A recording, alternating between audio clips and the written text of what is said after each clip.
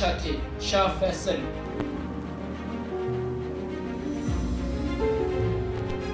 نہیں ہے بلکہ نیشنلزم، یعنی مسلمانوں کو مختلف ٹکڑے دے دو اور ان ٹکڑوں پر ان کو آپس میں لڑاؤ، یہ ہے اصل فرقہ واریت۔ آپس میں برطانیہ اور فرانس نے 3 اکٹھے وعدے کیے۔ ایک وعدہ انہوں نے یہودیوں سے کیا کہ تمہارا گھر اور تمہیں فلسطین کی سرزمین میں بادشاہ بنا دیں گے۔ دوسرا وعدہ انہوں نے شریف حسین سے کیا اور تیسرا وعدہ انہوں نے خود آپس میں کیا گئے۔ فرانس اور برطانیہ نے سعودیہ کے ولی عہد شریف حسین کو بغاوت پر آمادہ کیا۔ انہوں نے کہا کہ تم ترکوں کی خلافت کے کیوں پابند ہو، تم ترکوں کے پابند کیوں ہو، حالانکہ اسلام کے اصل داعی تو تم ہو، تم اٹھو اور ترکوں کے خلاف بغاوت کر دو۔ اور سعودی عرب سے یہاں پر شریف حسین نے بغاوت کر دی۔ السلام علیکم ورحمۃ اللہ وبرکاتہ۔ آج مسلمانوں میں اتنی نفرت کیوں ہے؟ کیا ہم ہمیشہ سے ہی ایسے تھے؟ نہیں، بلکہ ہماری تاریخ ایک وحدانیت کی تاریخ تھی۔ ان امتکم امتن واحدہ، بے شک تم واحد امت ہو اور تمہاری جو ہے ایک ہی جان تھی۔ نبی صلی اللہ علیہ وآلہ وسلم نے ارشاد فرمایا کہ یہ امت کی مثال ایک جسم کی ہے، اگر ایک جسم کے ایک حصے کو تکلیف ہوتی ہے تو سارا جسم اس درد سے گراہ اٹھتا ہے۔ لیکن پچھلے 100 سال میں ہمارے اندر فرقہ واریت کو پیوند کیا گیا۔ یہ 1914 کی صبح تھی جب جرمنی نے برطانیہ پر حملہ کر دیا۔ خلافت عثمانیہ نے جرمنی کا ساتھ دیا اور جرمنی کو اس جنگ میں شکست ہوئی۔ اس جنگ کو ہم جنگ عظیم اول کے نام سے جانتے ہیں۔ اس کے بعد مسلمانوں کی جو حالت ہوئی اس کو بیان نہیں کیا جا سکتا، کیونکہ مسلمان اس کے بعد ہی فرقہ واریت اور نیشنلزم کی فرقہ واریت میں مبتلا ہوئے۔ آج ہمیں یہ تو بتلایا جاتا ہے کہ سنی، شیعہ، بریلوی یہ فرقہ واریت ہے۔ اصل میں یہ فرقہ واریت نہیں ہے بلکہ نیشنلزم، یعنی مسلمانوں کو مختلف ٹکڑے دے دو اور ان ٹکڑوں پر ان کو آپس میں لڑاؤ، یہ ہے اصل فرقہ واریت جس میں ہم آج بھی مبتلا ہیں۔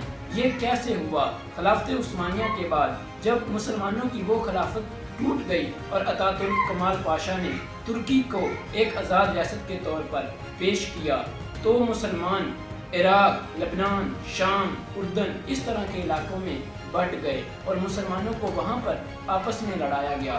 پورا مڈل ایسٹ خلافت عثمانیہ کے انڈر تھا اور یہ خلافت 3 بر اعظموں پر مشتمل تھی: ایشیا، افریقہ اور یورپ۔ ایک جھنڈا، ایک خلافت اور ایک تاریخ۔ مسلمان برطانیہ سے لے کر مراکش تک ایک ہی صف میں تھے۔ اقبال بھی یہاں کہتے ہیں کہ ایک ہی مسلم حرم کی پاسبانی کے لیے نیل کے ساحل سے لے کر تاب خاک کاشغر۔ لیکن آج مسلمان جو ہیں یہ اتنی فرقہ واریت میں کیوں بٹ گئے؟ فرانس اور برطانیہ نے سعودیہ کے ولی عہد شریف حسین کو بغاوت پر آمادہ کیا۔ انہوں نے کہا کہ تم ترکوں کی خلافت کے کیوں پابند ہو، تم ترکوں کے پابند کیوں ہو، حالانکہ اسلام کے اصل داعی تو تم ہو، تم اٹھو اور ترکوں کے خلاف بغاوت کر دو۔ اور سعودی عرب سے یہاں پر شریف حسین نے بغاوت کر دی اور برطانیہ اور فرانس نے ان کو یہ کہا کہ ہم آپ کو عرب کا لیڈر بنا دیں گے۔ لیکن شریف حسین کے ساتھ وہی ہوا جو ہمیشہ تاریخ میں غداروں کے ساتھ ہوتا رہا ہے۔ انہوں نے خلافت عثمانیہ سے غداری کی لیکن ان کو آخر میں کیا ملا؟ کچھ بھی نہیں ملا، بلکہ اس غدار کو ایک موت ہی ملی۔ اور اس کے بعد مسلمان جو ہیں ان کے جو ٹکڑے ہوئے عراق، شام، لبنان، اردن، وہاں پر بھی فرانس اور برطانیہ کی اسٹریٹجی یہ رہی کہ یہاں پر اقلیت کو حکمران بنا دو اور جو مسلمان اکثریت میں ہیں ان کو غلام بنا دو تاکہ وہ آپس میں۔ برطانیہ اور فرانس نے 3 اکٹھے وعدے کیے۔ ایک وعدہ انہوں نے یہودیوں سے کیا کہ تمہارا گھر اور تمہیں فلسطین کی سرزمین میں بادشاہ بنا دیں گے۔ دوسرا وعدہ انہوں نے شریف حسین سے کیا اور تیسرا وعدہ انہوں نے خود آپس میں کیا۔ فرانس کے جنرل اور برطانیہ کے جنرل نے آپس میں لکیریں کھینچی، وہ لکیریں جو آج تک مسلمانوں کے دلوں میں نفرت کا بیج بوئے ہوئے ہیں اور مسلمانوں کو ایک ملت اور ایک وحدت نہیں ہونے دیتی۔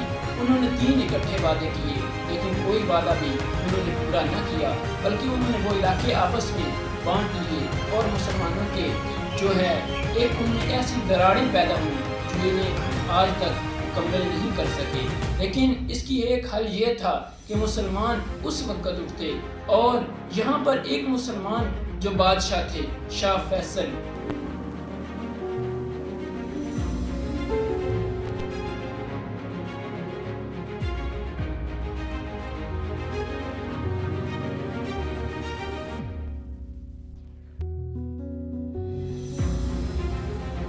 وَإِذَا قَبِلْنَا بِقَرَارَاتِ وہ اٹھے اور انہوں نے مسلمانوں کو ایک وحدانیت پر لانے کی کوشش کی، لیکن ان کو منظر عام سے جس طرح ہٹایا گیا اس کی تاریخ بھی ہم پڑھتے ہیں اور موجود ہے۔